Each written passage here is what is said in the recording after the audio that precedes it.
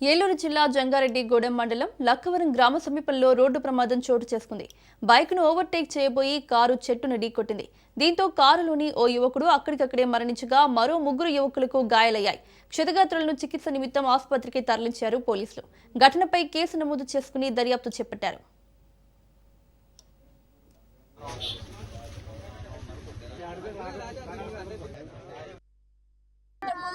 దేవుని పేరు పంపించాను. అక్కడ పనికి వెళ్తున్నాడు. ఇక్కడికి వచ్చాడంట. పొద్దున్న గుళ్ళోకి వెళ్ళిపోయాను. బండి ఇంటికాడ ఎట్టి కార్ అంటే ఎవరిదో ఫ్రెండ్స్ వేసుకుని ఈయన కూడా ఎక్కించుకెళ్ళి చెట్టు గుద్దేశారంటండి బాబాయ్.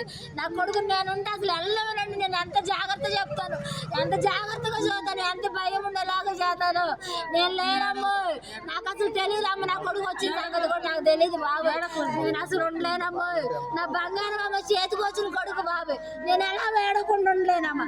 నేను ఎలా ఏడకుండా ఉండనమ్మో. నా కొడుకు నేను ఎలా ఉండనమ్మా. ముందుకుంటలేదని దేవుని పేరు పంపించాను. అక్కడ పనికి వెళ్తున్నాడు. ఇక్కడికి వచ్చాడంట. పొద్దున్న గుళ్ళోకి వెళ్ళిపోయాను. బండి ఇంటికాడ ఎట్టి కార్ అంటే ఎవరిదో ఫ్రెండ్స్ వేసుకుని ఈయన కూడా ఎక్కించుకెళ్ళి